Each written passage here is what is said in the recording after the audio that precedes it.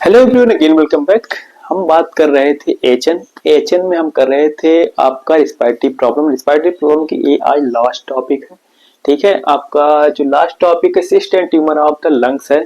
ठीक है, ये भी आपके सिलेबस में है इसलिए इसको भी करवा देते हैं।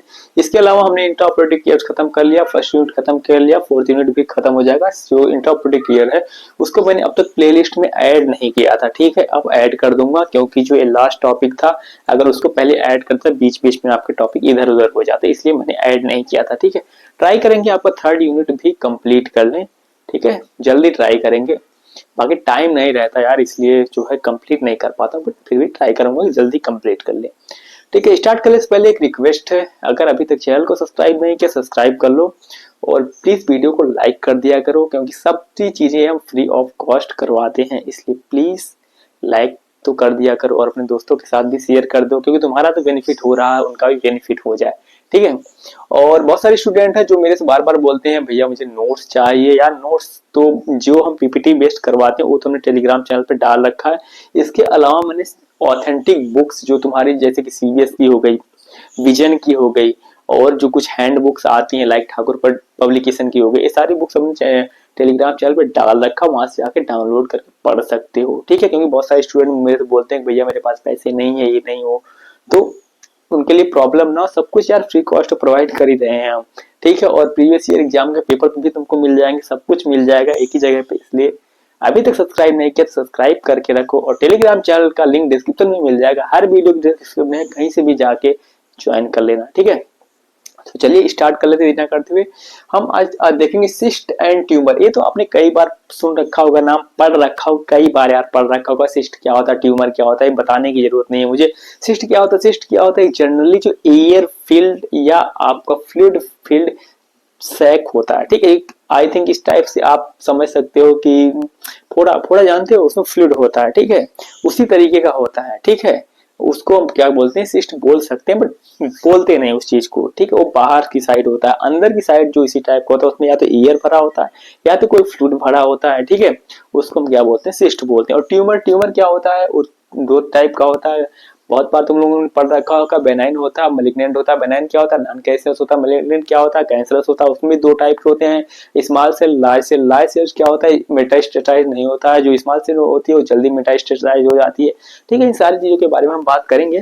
ठीक है, यहाँ से डेफिनेशन से स्टार्ट करते हैं। सबसे पहले क्या होता है पल्मोनरी सिस्ट। पल्मोनरी सिस्ट क्या होता है, मैंने अभी अभी बताया है। ये क्या होता है, it is the thin walled air field और fluid field sac within the lung parenchyma that can be congenital or acquired। ठीक है, कंजेनाइटल भी हो सकता है और एक्वायर्ड भी हो सकता है। कंजेनाइटल का मतलब जानते हो बाय बर्थ होता है और एक्वायर्ड का मतलब होता है बर्थ होने के बाद किसी एबनॉर्मलिटी की वजह से हो सकता है, उसको हम बोलते हैं एक्वायर्ड।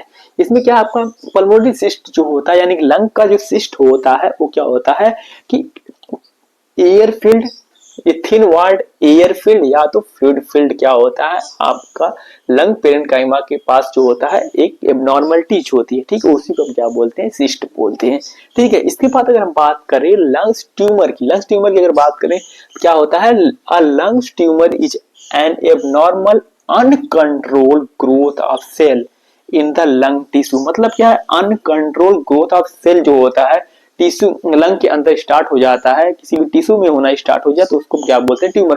सिंपल सा मतलब सबको पता है, uncontrol growth of the tissue या uncontrol growth of the cell is called tumour. ठीक है, अब इसमें दो टाइप के होते हैं। बेनाइन, बेनाइन जो होता है वो एक ही जगह पे होता है, स्लोली ग्रो होता है। ठीक है, उसमें भी अनकंट्रोल डिवीजन होता है बट बहुत स्लो होता है और स्प्रेड नहीं होता है। और मैलिग्नेंट क्या होता है, उसमें अनकंट्रोल ग्रोथ होती है बट क्या होता है वो स्प्रेड हो जाता है, इसीलिए वो ज्यादा खतरनाक होता है। बेनाइन क्या होता है, कम खतरनाक होता है। ठीक है, उसको क्या होता है इजिली रिमूव कर सकते हैं बट मैलिग्नेंट को इजिली रिमूव, अगर मेटास्टेसाइज नहीं हुआ है तो क्या होता है कि उसको हम रिमूव कर सकते हैं, बट अगर मेटास्टेसाइज हो गया पूरी बॉडी में वो फैल गया तो उसको रिमूव नहीं कर सकते हैं। ठीक है, तो ये अब इसकी हम डेफिनेशन देख लेते हैं। बेनाइन, बेनाइन क्या होता है आपका नॉन कैंसरस होता है। ठीक है, ये क्या होता है आपका नॉन कैंसरस होता है और क्या होता है grow slowly do not spread, ये क्या होता है फैलता नहीं है बॉडी में। ठीक है, और मैलिग्नेंट क्या होता है कैंसरस होता है। ठीक है, ये grow rapidly invade nearby tissue, ये क्या करता है, ये नियर बाय टिश्यूज में इन्वेट कर जाता है, मतलब कहीं अगर लाइक तुम्हारे किसी एक बॉडी पार्ट में कहीं भी कैंसर सेल फॉर्मेशन स्टार्ट हुआ, ठीक है, तो वो क्या करते हैं धीरे धीरे जो नियर बाय ऑर्गन होते हैं, नियर बाय टिश्यू होते हैं, उनमें भी इन्वेट करना स्टार्ट कर देते हैं, पेनिट्रेट करना स्टार्ट कर देते हैं, और क्या होता है कि वहां पे भी कैंसरस सेल का फॉर्मेशन होना स्टार्ट हो जाता है। ठीक है, इसके बाद अगर इसकी क्लासिफिकेशन की हम बात करें तो क्लासिफिकेशन में सबसे पहले आपका सिस्ट आता है।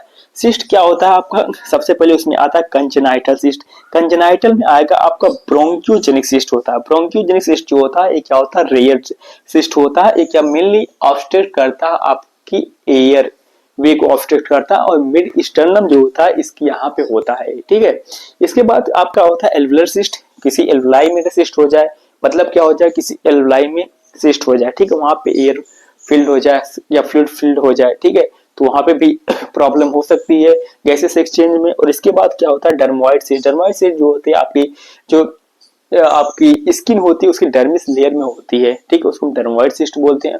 इसके बाद एक्वायर्ड सिस्ट आता है। एक्वायर्ड सिस्ट में आपका आता है पोस्ट, मतलब एक बर्थ के बाद कोई डिजीज कंडीशन हो जाए, इसकी वजह से क्या हो जाए, सिस्ट हो जाए।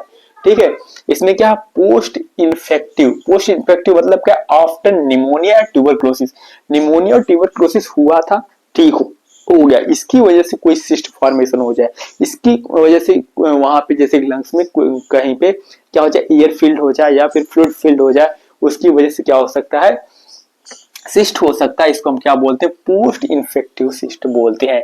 इसके बाद किसी ट्रॉमेटिक इंजरी की वजह से सिस्ट हो जाए, या फिर पैरासाइट, किसी पैरासाइट लाइक आपका हाइड्रेटेड सिस्ट बोलते हैं, इसमें फ्लूइड फ्लूइड सिस्ट होता है, इकेनोकोकस ग्रेनुलोलस की वजह से होता है, इकेनोकोकस ग्रेनुलोलस की वजह से होता है। ठीक है, ये हाइड्रेटेड सिस्ट होता है, फ्लूइड फ्लूइड सिस्ट होता है।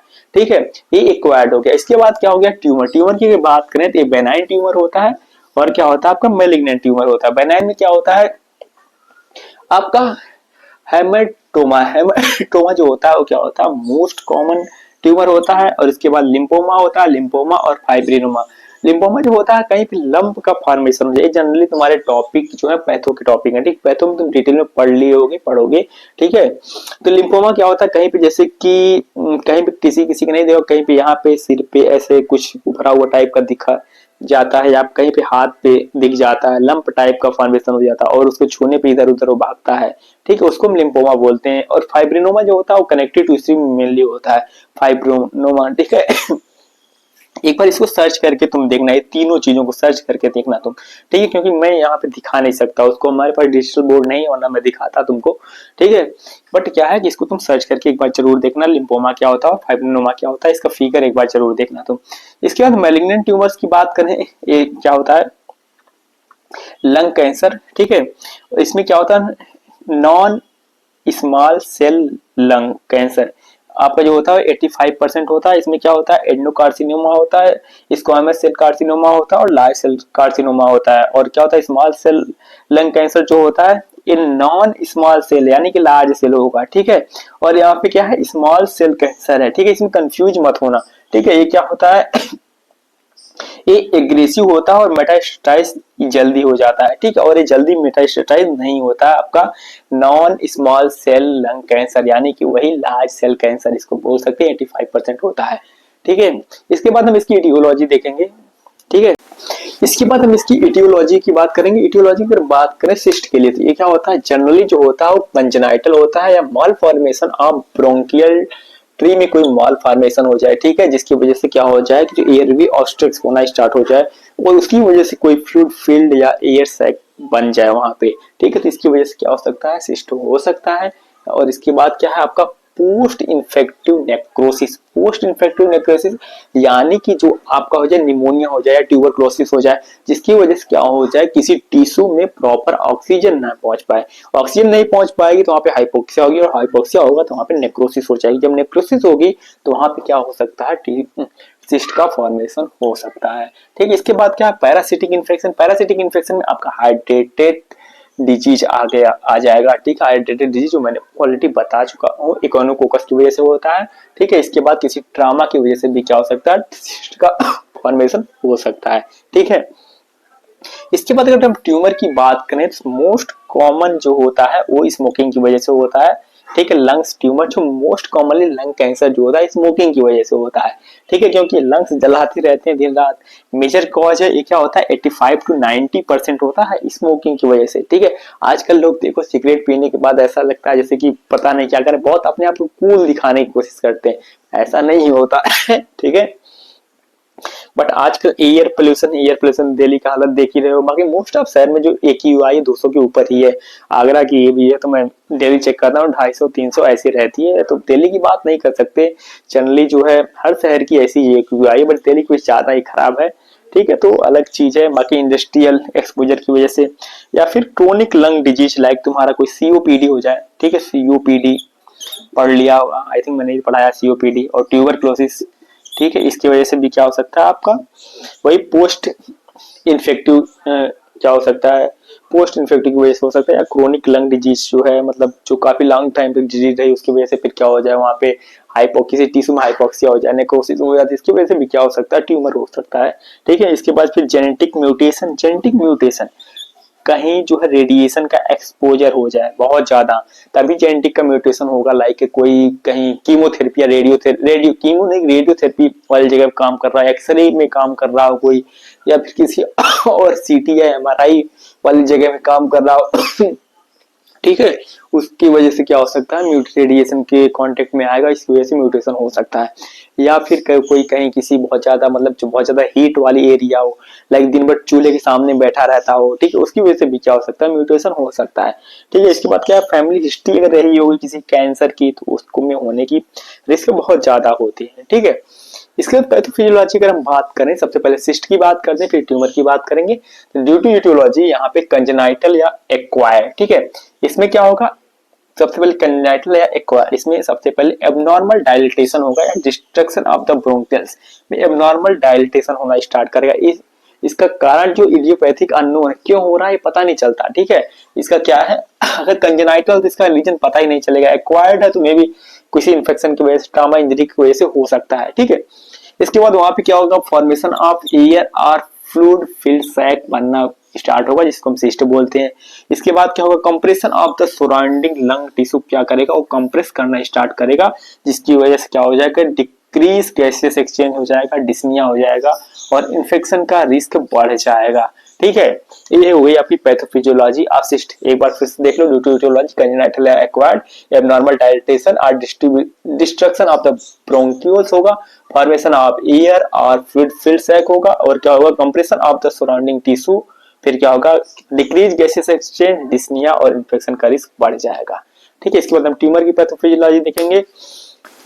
इसके बाद पैथोफिजियोलॉजी हम देखेंगे ट्यूमर की, ठीक है। ट्यूमर की पैथोफिजियोलॉजी की बात करें तो इसमें क्या है सबसे पहले एक्सपोजर टू कार्सिनोजन, यानी कि लाइक आपका सिगरेट हो गया या फिर कोई बीड़ी पी रहा हो या फिर कुछ और जॉइंट फूक रहा हो, ठीक है, लाइक इस टाइप की कोई भी चीज क्या हो सकता है, मतलब चाहे वो क्या कर रहा हो स्मोकिंग कर रहा हो या फिर पैसिव स्मोकिंग में कंटिन्यूअसली हो, ठीक है, तो उसको होने के चांसेस ये हो सकते हैं। लाइक तुम्हारे बहुत सारे फ्रेंड सर्कल में बहुत सारे दोस्त हो क्या कर रहे हो वो सिगरेट पीते हो बट तुम नहीं पीते, तुम तो बहुत अच्छे हो, बट क्या कर रहे हो कंटिन्यूअसली उनके कांटेक्ट में हो, तुम भी पैसिव स्मोकिंग कर रहे हो, ठीक है, तो तुम्हारे में भी होने की प्रोबेबिलिटी बढ़ जाएगी। इसमें क्या होगा इसकी वजह से जेनेटिक म्यूटेशन होगा in the bronchial epithelial cell में क्या होगा जेनेटिक म्यूटेशन हो जाएगा। जब जेनेटिक म्यूटेशन हो जाएगा तो इसकी वजह से क्या होगा अनकंट्रोल सेल पॉलिफरेशन होगा। जब अनकंट्रोल सेल पॉलिफरेशन होगा तो फॉर्मेशन ऑफ ट्यूमर मास का फॉर्मेशन होना स्टार्ट हो जाएगा, जिसकी वजह से क्या होगा invasion of bronchial wall and lung parenchyma को क्या करेगा वो इन्वेज करना स्टार्ट करेगा, मतलब जो आसपास के टिश्यू है उनमें भी क्या हो जाएगा पेनिट्रेट करना स्टार्ट करेगा, जिसकी वजह से ऑब्स्ट्रक्ट हो जाएगा एयरवे और इसकी वजह से क्या हो जाएगा फिर metastasis to the lungs, node, brain या लीवर या बोन में कहीं भी जा सकता है मेटास्टेसाइज होने के बाद। सिंपल पैथोफिजियोलॉजी है, किसी भी कार्सिनोजन का क्या कर रहे हो तुम एक्सपोजर कर रहे हो जाए डायरेक्टली एक्टिवली या पैसिवली, ठीक है। इसकी वजह से क्या होगा जेनेटिक तुम्हारे म्यूटेशन होगा ब्रोंकियल एपिथेलियल सेल में, इसकी वजह से अनकंट्रोल सेल पॉलिफरेशन होगा, इसकी वजह से फॉर्मेशन ऑफ द ट्यूमर होगा। उसके बाद क्या होगा invasion of the bronchial cell wall and lung parenchyma, उसको ऑब्स्ट्रक्शन ऑफ एयर भी हो जाएगा। जब एयर भी ऑब्स्ट्रक्ट होना स्टार्ट करेगा, बहुत तेज प्रेशर लगेगा, तो क्या हो जाएगा, वो सेल क्या हो जाएगी, बस्ट हो जाएगी, जिसकी वजह से वो मेटास्टेसाइज हो जाएगी, मेटास्टेसाइज हो जाएगी, तो कहीं भी जा सकती है, चाहे तुम्हारे लिम्फ नोड में चली जाए, चाहे ब्रेन, लीवर, कहीं भी जा सकती है। ठीक है, ये हो गया तुम्हारा ट्यूमर। अब इसकी क्या करें हम, क्लिनिकल मैनिफेस्टेशन या साइन एंड सिम्टम की बात करें तो पल्मोनरी सिस्टम में जो होता है ये यूजुअली एसिम्प्टोमेटिक होता है, अगर वो छोटा है तो, ठीक है, पता नहीं चलता ट्यूमर है। इसके बाद क्या होगा, धीरे धीरे जब बड़ा होगा तो क्या होगा, सॉरी खांसी आ रही यार, ठीक है, जब वो धीरे धीरे बड़ा होगा तो क्या होगा, कफ आना स्टार्ट हो, कफिंग यानी खांसी होना स्टार्ट है। अब मुझे भी खांसी आ रही है, इसका मतलब ये मत समझ लेना यार ट्यूमर वही असिस्ट है, ठीक है, खांसी आ रही यार, ठीक है, ठंड की वजह से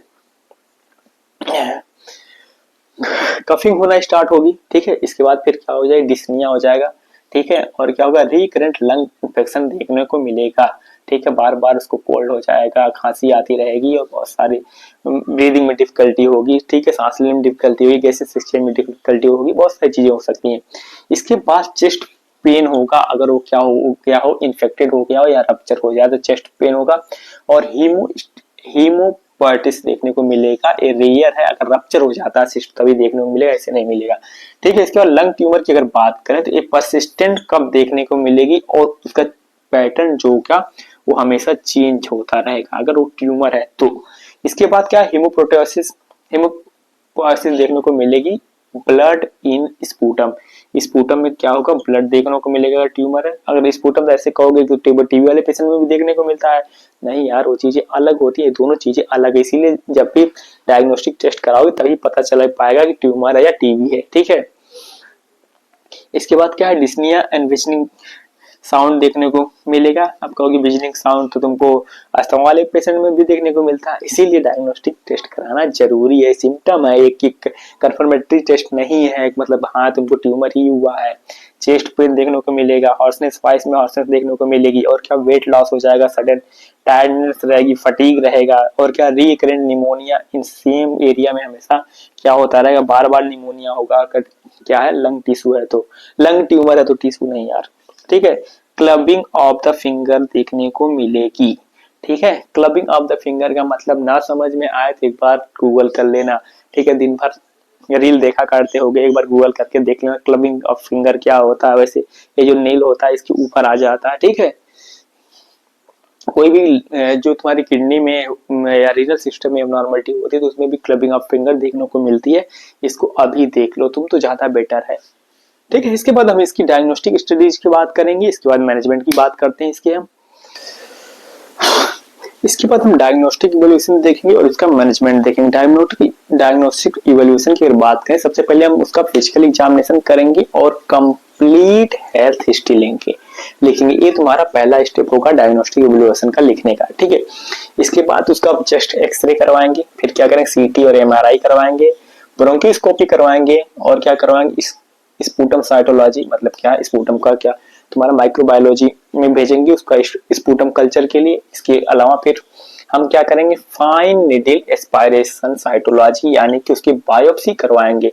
बायोप्सी जनरली अवॉइड करी जाती है, पता है क्यों, कई बार ऐसा होता है ट्यूमर जो होता है वो बेनाइन कंडीशन में होता है, बट जैसे ही उसका फाइन निडल एस्पायरेशन करते हैं वैसे वो मेटास्टेसाइज हो जाता है, ठीक है। तो उसमें उसकी स्टेज, उसकी कंडीशन देख के करी जाती है, बहुत ज्यादा वो क्या है, बहुत ज्यादा क्रिटिकल प्रोसेस है, इस टाइप से कह सकते हैं। पेट स्कैन करवाते हैं, ठीक है, उसकी कंडीशन देखने के लिए, और क्या करवाएंगे, सीबीसी और ट्यूमर मार्कर्स करवाएंगे। इसके अलावा क्या हाइड्रेटेड सीरोलॉजी या एलाइजा करवाते हैं हम इसको, ठीक है।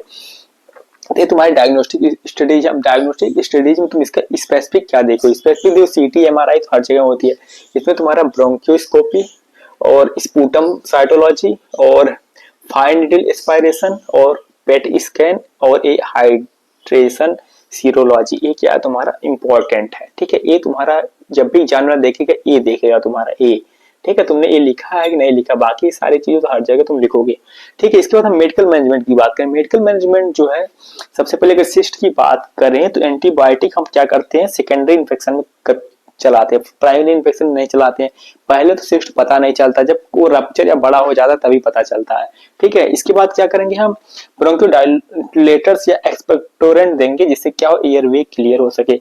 ठीक है, इसके बाद एंटी पैरासिटिक ड्रग्स देंगे लाइक एबेंडाजोल या मीडाजोल देंगे, मीडाजोलम नहीं मीडाजोल देंगे। ठीक है, क्या होता है, एंटी हेलमेंथिक होते हैं। ठीक है, इसके बाद हम क्या, फॉर ट्यूमर्स के लिए हम जनरली क्या चलाते हैं, सबसे पहले हम कीमोथेरेपी चलाते हैं। कीमोथेरेपी में आपका होगा सिस्ट प्लास्टिन होता है, कार्बोप्लाटिन और पेक्टिन जेल होता है। ठीक है, इसमें क्या होता है, जो कीमोथेरेपी जो हमारे एसएन की स्टूडेंट है, एसएन की स्टूडेंट ठीक है, जो होंगे थर्ड सेमेस्टर में, अगर उन्होंने डरमा में ड्यूटी लगी होगी तो वहां पे क्या होता है, कीमो के पेशेंट वहां आते हैं, क्योंकि जो हमारा ऑन्कोलॉजी डिपार्टमेंट है वो इतना बड़ा नहीं है। ठीक है, बहुत सारे पेशेंट आते हैं डेली, तो वो क्या होता है, वहां पे थोड़ा सा प्रॉब्लम होती है, तो कीमो के लिए तो वहां पे उनको डरमा में भेजा जाता है। डरमा काफी बड़ा वार्ड है, तो वहां पे जिन स्टूडेंट ने काम करा होगा उनको पता होगा कीमो कौन कौन सी मेडिसिन आती है, कौन कौन सी मेडिसिन पेशेंट को लगाई जाती है, कितनी देर में लगाई जाती है, हमको पता है, हमने ड्यूटी करी थी। ठीक है, थर्ड और फोर्थ सेमेस्टर में दोनों टाइम पे डरमा में। ठीक है, जनरली तो भाई डरमा में ड्यूटी हाँ थर्ड सेमेस्टर में लगती है, लगी होगी। इसके बाद क्या है, फिर रेडिएशन थेरेपी देंगे। रेडिएशन थेरेपी पार्टिकुलर आर्गन पे देते हैं। और टारगेट थेरेपी में कुछ मेडिसिन होती है जो क्या करती हैं कि जिन ऑर्गन्स पे क्या है ट्यूमर है वहीं पे जाके अफेक्ट करती हो। ठीक है, उसको हम टारगेटेड थेरेपी बोलते हैं। इसके अलावा कि इम्यूनोथेरेपी देंगे। इम्यूनोथेरेपी जो है क्या होता है, बहुत सारे जब पेशेंट जब ट्यूमर होगा या कैंसर सेल का फॉर्मेशन होता है, वैसे इम्यून कम्प्रोमाइज होता है तभी होता है, तो उसको हम इम्यूनोथेरेपी भी देंगे उस पेशेंट को। और क्या, पैलिएटिव थेरेपी तो देना ही पड़ेगा। पैलिएटिव केयर या पैलिएटिव थेरेपी जो होता है वो क्या होता है, ऐसी कंडीशन दो चीज होती है, एक हॉस्पिक होता है और एक पैलिएटिव। तो पैलिएटिव ऐसी होता है हम किसी को भी दे सकते हैं, किसी भी ऐसे नीडी पेशेंट को। ठीक है, किसी भी नीडी पर्सन को दे सकते हैं और कोई भी दे सकता है। और हॉस्पिक जो होता है वो कोई जो इंसान या पेशेंट जो होता है लास्ट स्टेज में आ जाता है तो उसको केयर जो दी जाती है उसको हॉस्पिक केयर बोला जाता है। और पैलिएटिव जो होता है कोई भी क्या हो कि मतलब वो इल हो, बीमार हो, ठीक है, मेंटली क्या हो, इल हो, या फिर क्या हो फिजिकली इल हो, तो उसको हम पैलिएटिव केयर दे सकते हैं। ठीक है, इसके बाद सर्जिकल मैनेजमेंट की बात करें सिस्ट के लिए, तब सिस्टोटॉमी करवाएंगे, मतलब जितने पार्ट में सिस्ट है उसी को रिमूव कर देंगे। या फिर कहते लोबेक्टॉमी करवाएंगे, सेगमेंटॉमी करवाएंगे। लोबेक्टॉमी क्या होता है, प्रॉपर पूरा लोब ही लंग्स का हटा देंगे। ठीक है, और क्या थोरेसिक्टॉमी क्या पूरा का पूरा लंग हटा देंगे, बट ये क्या पॉसिबल नहीं है, रेयर होता है। ठीक है, इसके अलावा ट्यूमर की बात करें तो यहाँ पे सबसे पहले लोबेक्टॉमी कराएंगे। लोबेक्टॉमी में क्या होता है कि एक पोर्शन पूरा लंग का हटा देंगे। इसके अलावा न्यूमोनोटॉमी जो होता है ये क्या होता है, पूरे पोर्शन को हटाते हैं लंग्स के। और ये क्या होता है फिर सेगमेंटल सेक्शन करते हैं। इसमें क्या करते हैं कि एक प्रॉपर जो सेगमेंट होता है लंग्स को उसको हटाते हैं, जहां पे क्या हो सकता है किसी एक सेगमेंट में ट्यूमर हो रखा तो उस पार्ट को हटा रहे हैं। और लेबोक्टोटॉमी में पूरा लो हटा रहे हैं। और ये तुम्हारा न्यूमोटॉमी में पूरा क्या लंग्स हटा रहे हैं। ठीक है, ये तीन चीजें हैं। ये तुम्हारा सर्जिकल मैनेजमेंट होगा। इसके बाद नर्सिंग मैनेजमेंट और नर्सिंग डायग्नोसिस जो होती है वो प्रीवियसली सेम ही रहेगी। ठीक है, यहाँ पे चैप्टर तुम्हारा होता है खत्म। ठीक है, cyst and tumour of lungs क्या होता है पूरा कंप्लीटली खत्म होता है। इसी के साथ रिस्पायरेटरी सिस्टम भी तुम्हारा, रिस्पायरेटरी प्रॉब्लम भी खत्म होता है। सॉरी, गला सही नहीं, खांसी नहीं, खांसी आ रही। कोई भी चीज ना समझ में आए हो तो कमेंट करके पूछ लेना, किसी भी सोशल मीडिया प्लेटफॉर्म पे पूछ लेना। ठीक है, कहीं भी किसी भी डिजीज कंडीशन में कोई प्रॉब्लम हो। ठीक है, और वीडियो पसंद आए प्लीज लाइक करना, और अभी तक चैनल को सब्सक्राइब नहीं किया सब्सक्राइब कर लो। ठीक है, बहुत जल्द मिलते हैं नेक्स्ट चैप्टर के साथ, नेक्स्ट यूनिट के साथ, नेक्स्ट वीडियो। ठीक है, थैंक यू।